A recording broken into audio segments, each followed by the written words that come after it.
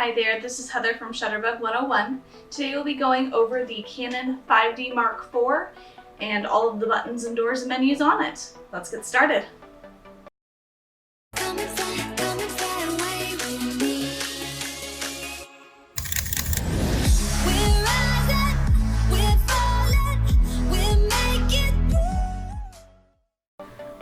The Canon 5D Mark IV is a 30 megapixel full-frame DSLR with 61 focus points and no preset scene modes, making it perfect for this serious event and landscape photographer. This camera shoots at 7 frames per second, has a fixed touch LCD screen, shoots in 4K video, has a headphone and microphone port, but has no built-in flash, so it will require you to purchase your own and a recommended diffuser. The 5D Mark IV also has 2 card slots, one for compact flash and one for SD, is environmentally sealed, and has Wi-Fi and GPS built in. Today we will be going over the doors, buttons, and menus of the camera body. On a side note from the camera, I want to also take a moment to do a quick review on the lens I used for this video, Tamron's new 35mm 1.4. This full-frame lens, designed for Canon and Nikon DSLRs, indeed is as promised. With its amazing depth of field results, from amazing sharpness to that buttery bokeh, this is a great lens to use for events, landscapes, and portraits in close quarters. It is equipped with Tamron's ultrasonic silent drive and second-generation BBAR G2 coating to correct ghosting and flares. Now let's get back to that walkthrough. So we'll go ahead and we will start with the front. Like I usually do on these walkthrough videos. You have your button right here. So it is a little shortcut button, so currently it's not set to anything, so you can set that in your menu. This button here is going to be for removing lenses. Now naturally it's just the cap on here, which you can remove without hitting this button. But for the sake of knowing, how to remove your lens when it's on there, you'll hold that button down, turn, and take it off. To put a lens back on it, you want to find the red dot. In this case, for the cap, it's just a dot here. Right, line it up with the red dot here, and turn, and a lens will click into place. You can find the model information here on the front of the camera, very easy to find. There's also a microphone that's going to be right here in front. That's going to be the built-in mic. Now this does have a microphone port, which I will show you here in a moment where that is. That way you can get better sound when it comes to getting audio. So this here is going to be where our infrared sensor is. So if you wanted to use a wireless remote, you just have to make sure it's able to see that this point here is available. Of course, we have our shutter button that is technically on the top, which we'll go over here in a bit. But you can also see in the front, just so you know what that is. Alright, so we'll go over to the side of the camera here. This is going to be where all of our doors are. So if we start up here, you'll see that it has a little flash symbol. Come on. Alright, so that is another type of flash port that you can use. This up front here is going to be your mic and headphone port. And then the door right here. Get that pushed back in there. Is going to be your HDMI and USB transfer port. So you would use the HDMI port to connect this to your television, show a slideshow of pictures that you've taken, something like that. While the USB port is going to be for either transferring photos if you don't have a card reader, or if you would like to upgrade the firmware inside your camera. Right. And then on the other side here, this is actually where our card compartment's going to be, our little card door. On the door here, you can see that it does label slot 1 and slot 2 as a CF card and SD card. So you do have 2 different kind of cards here. Now, I see in the foreseeable future, that they'll be coming out with a Mark V. At least, when they continue to release more of the line of their mirrorless. But CF cards are going out completely. So I wouldn't completely depend on your CF card slot necessarily. I would definitely focus more on the SD portion because, SD cards I can see being around for much longer than CF cards. Plus, CF cards are very difficult to find these days. So just keep that in mind. Going to the top of the camera here, we have, of course, our external flash mount, as this does not have a pop-up flash, thank goodness. If you've ever been to one of my in-store classes, any of those, you've heard me say that all pop-up flashes are just garbage. They all stink. It really takes what, it takes what you're taking with a DSLR camera, which should look very professional, and it makes it look like you're using a point-and-shoot camera, and that's not what we spent the money on these guys for. So external flashes are always better, especially the ones that give you direction, so you can point them up at a ceiling and do more of a bounce flash so it can diffuse there. I recommend getting a diffuser, like Magmod is one of my favorite ones to use right now. So that one's a great one to have on hand. So definitely look into that. Going into our mode dial here, we do have our on and off switch at the base here. So if we turn that on, we can see that we have information that'll pop up here when we take our pictures. We'll go ahead and we will start all the way over here on the green A. Now to turn your dial, you do have to push this button down and turn because it's gonna lock when you don't push it down. This is very handy so you don't accidentally change settings when you're messing with your camera, so that's a pretty neat feature. The green A is essentially your auto mode. You're letting the camera take full control. Now I would hope that if you're investing in a 5D Mark IV, that at some point you will step off the auto mode and go into your manual modes. As you can see, the rest of this dial is pretty blank. Now on other Canon cameras, this dial may be full of different pictures and symbols.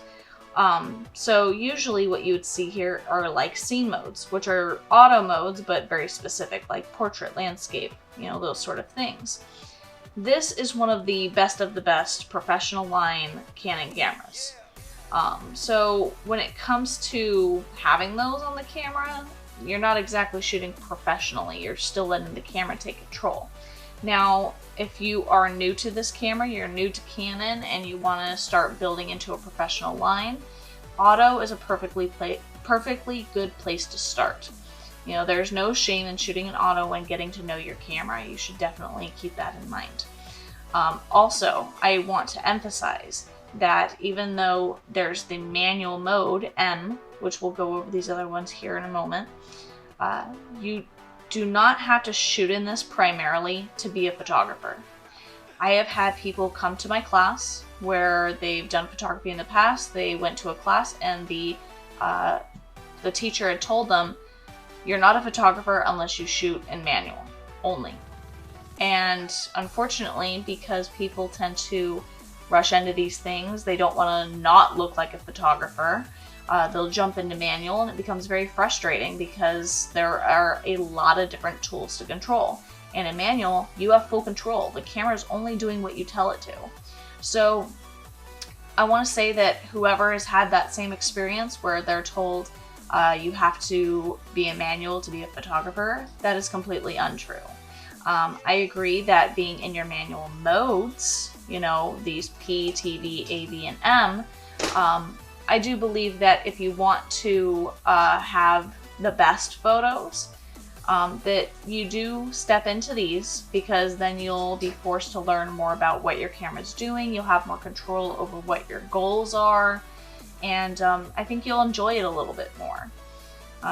This camera, it's kind of silly just to purchase it to be a point and shoot. So I do emphasize that after a while of getting used to your camera and where all the buttons are and everything, that you do step off that auto mode.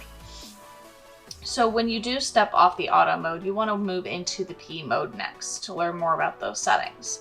P is going to stand for program. This is going to allow you to have an automatic recommendation from the camera, but allow you to change certain settings. So if you wanted to change your speed or how much light you let in or so on and so forth, the camera is going to change other things around what you change so you still get a proper exposure. So this is a great learning tool to start learning about your camera and what makes a photograph. When it comes to TV mode, that's going to stand for time value. That's going to be your shutter speed priority. It's how much time you let light into the camera. This is going to be for goals where you want to show motion or freeze motion. Your AV mode is going to be aperture variable, how much light you let into the camera. This is going to control your depth of field, that nice blurry background and sharp foreground. It's very similar to what we're seeing here. If I put my hands up here, my camera up on top is going to focus on my hands. The camera is now blurry versus having everything in focus. That's also going to control when you are in low light situations, or you want stars to kind of, or you want lights to kind of give that star effect. The sun shining through the trees, you want to kind of star out. You control all of that with your aperture. So if you want to control any of those aspects, you want to be in your AV mode. Versus manual mode, which of course you have full control. I don't expect anyone who is getting into photography that doesn't know what their shutter speeds are, what their apertures are, what ISO is. I don't expect you to be a manual anytime soon. And it's not because I am, saying, I don't think you're going to learn fast enough. It takes a lot of time to get to know these things and really pound them into your head. So don't move too quickly into manual, because it may be that choice that keeps you from taking your camera out and about and ends up in the closet. At that point, what a waste of money, right? So, the whole point of photography is it's an art. It's for you to portray what you want to do, meet your goals in a photo, and your camera is your tool. Do not let the camera be the master of what you do. B is going to be your bulb mode. This is going to allow you to do long exposures. So if you were to do, say, Milky Way photos, or if you wanted to get long exposures at your local carnival that came into town, you can put it on bulb mode. You can either have a wireless remote, or you can have a wired remote as well. Wireless, okay. And you can use your wireless remote to set certain times or whatever you want to do long exposures. Let more light into the camera to capture movement. And then of course there are your C1, C2, C3 modes. These are going to be your custom modes. So like I had said in the introduction of this video, this camera is going to be best for event and landscape photographers. That also includes studio photography as well. So if you're in a studio, you have strobes, or you have constant LED lighting, very similar to what I have here for every video. And I know that I have found my perfect setting, either on manual or P or whatever it is, and you're like, that's it. That's the setting. I don't have to mess with it anymore.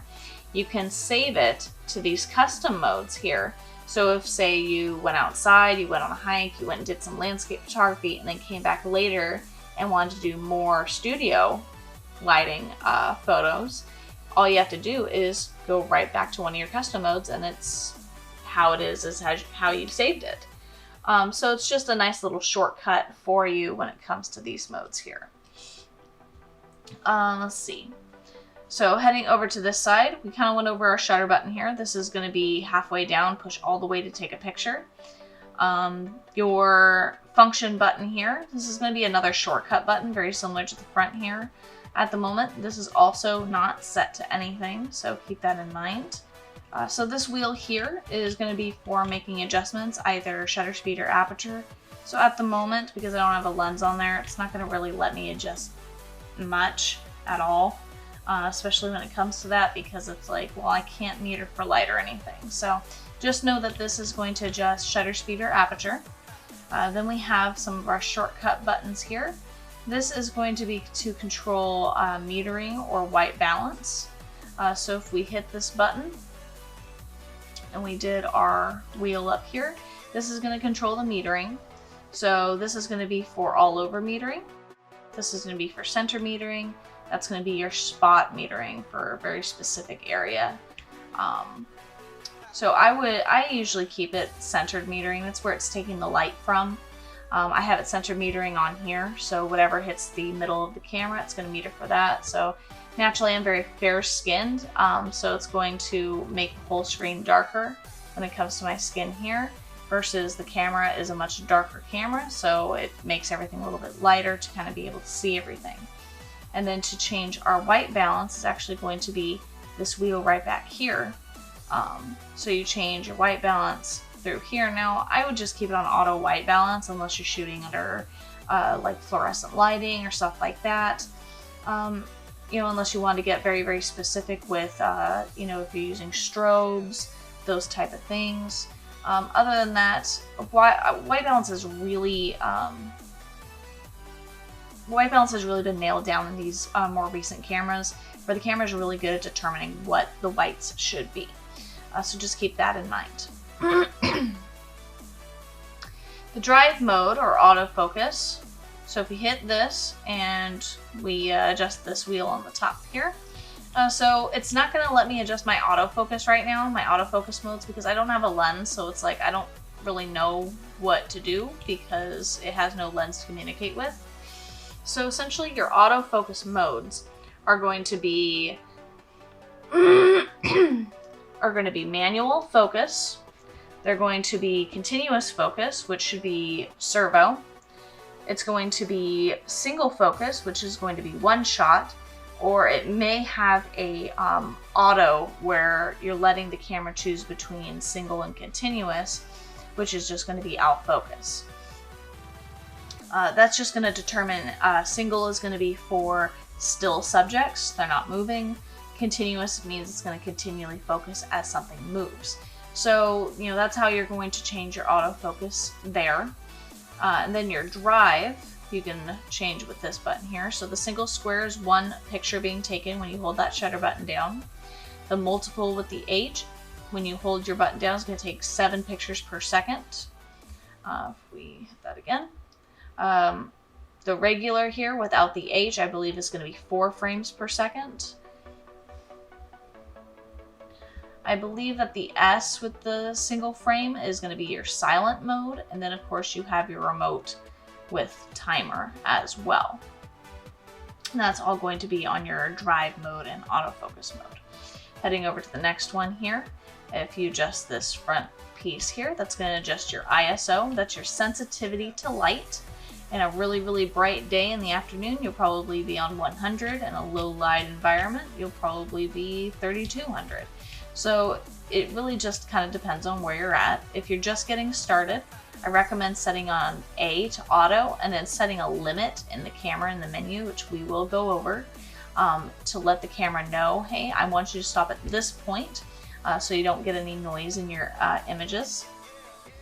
And then this is also going to control your flash and how strong you want your flash to be as well when it comes to that.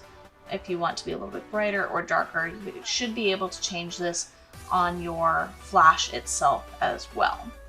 And then this button here has a little light bulb because it just lights up this back screen if you want to be a little bit easier to see. Going to the bottom of the camera here, just real quick, we have our universal screw mount here, and then we have our battery door here, where you have your little switch. You can take the battery out there, you know, push back in, clicks back in place, and it does let you know on the door itself what direction you would put that battery in. So now we'll kind of go to the back. So brand new camera, the first thing it's going to ask you to do is set the date and time. Right now I'm just going to quickly exit out of that because I don't want to go through that at the moment.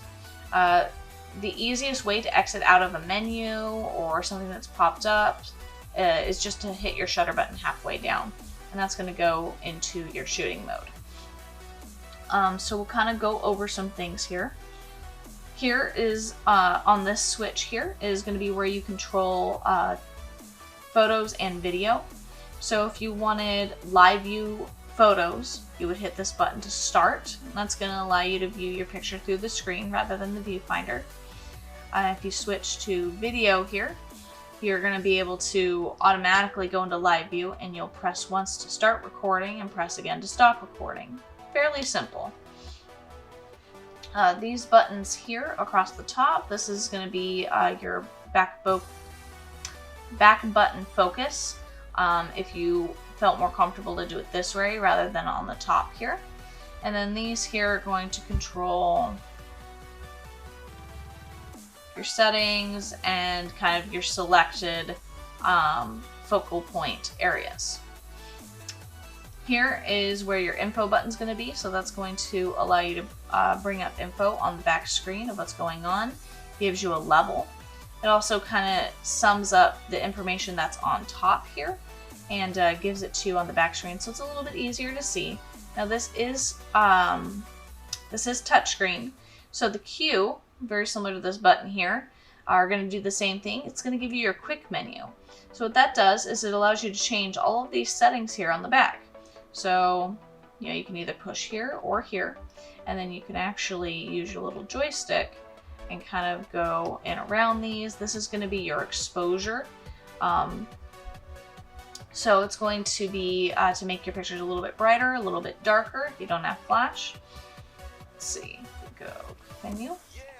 You know, this is going to be like how it's taking it in color. So standard is just going to be regular. You also have monochrome, vivid, landscape, whatever you want to do there. You have your white balance.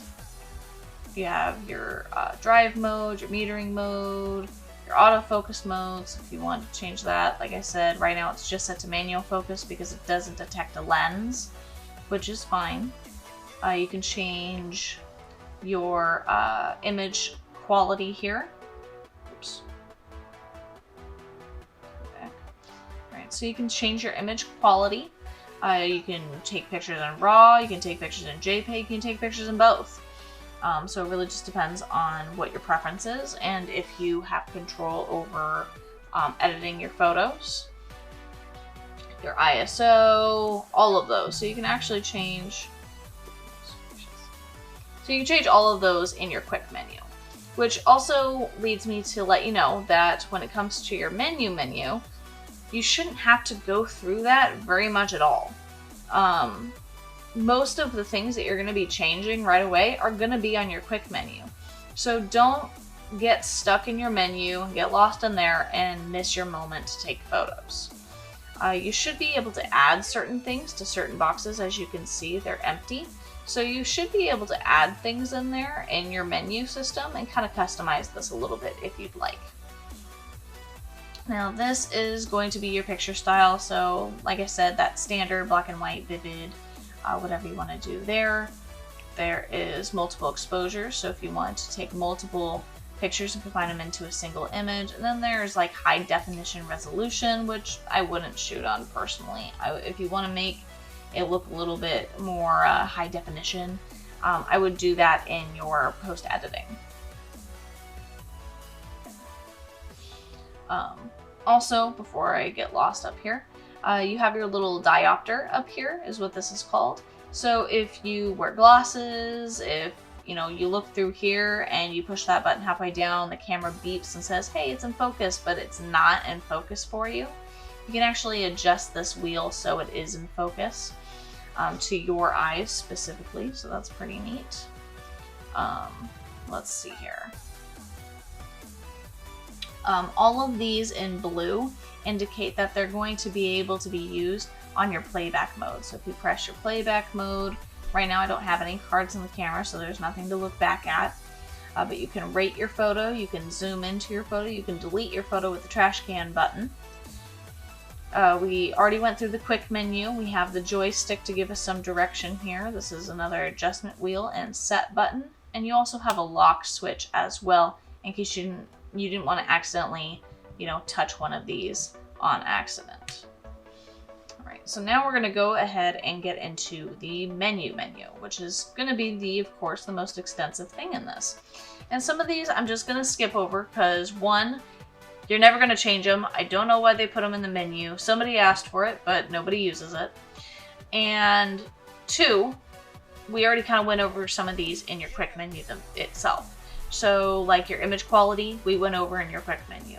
So some of these I'm just going to kind of skim through a little bit and let you know what you need to change, what you need to pay attention for.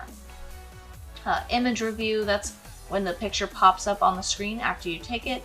You can adjust how much time it is left on the screen, or you can turn it off completely. You can enable or disable the beep that it makes when it is in focus. Release the shutter without a card. I would personally disable this. The reason I would disable this is because if you're anything like me, you're forgetful sometimes, and sometimes you can leave the house without a card. And say you're just going in the backyard, or you're just going someplace nearby, and you go and you take a couple sample images. And you go, oh, I bet those came out really nice. Let me look back on those and see how they came out. Well, you push your playback button and go, sorry, there's no card in here, and it's not going to save them. So when you have this set to off, when you go and you start trying to take a picture, it's going to let you know, hey, there's no card in here, I can't take a picture. That way you're not disappointed in thinking it's saving pictures. You just have to go, oh shoot, I have to go and get a card. And you'll know right away. Let's see here. Let's see. So your exposure compensation, we went over that. It's brightness and darkness. ISO speed settings. This is where you can adjust your range for that auto there. So I would personally, on this camera, set the maximum to, let's see, I would set the maximum to 6400, personally, just kind of for everyday stuff if you're just getting used to the camera. That way it doesn't go up to super high numbers and you're risking on getting noise in your images. We went over white balance, keep your color space on RGB. We went over picture style. Let's see. A lot of these you're just not going to use. Alright, so you'll have anti-flicker here if you're shooting in fluorescent lighting and you don't want it to blink when you're doing in video mode. Let's see. The live view shooting mode is enabled at the moment, which just means when it's on your photo mode and you push this button, it's going to give you the live view on the screen. You have your autofocus method, touch shutter, which just allows you to, when it is on live mode, if you touch the back screen, it takes a picture. Personally, I like that disabled because sometimes I'll touch the screen on accident. I don't want to take a picture every time. And then you have your grid display, which is going to give you a grid on your back screen, which will allow you to kind of compose your shots a little bit better. If you have a problem with balance, this can help you. Yeah, it can change your aspect ratio, silent shooting. Then you have your autofocus menu. Now this is a very, very just, it's a pretty nutty layout. So it just gives you different autofocus cases, different things to try. You know, I definitely would stay away from this until you get used to the rest of the camera. But if you're doing speed or anything like that, you have motion to kind of go off of. It does explain to you in what instance you would use each of these for, so that's kind of nice. Now that's going to be through all of these.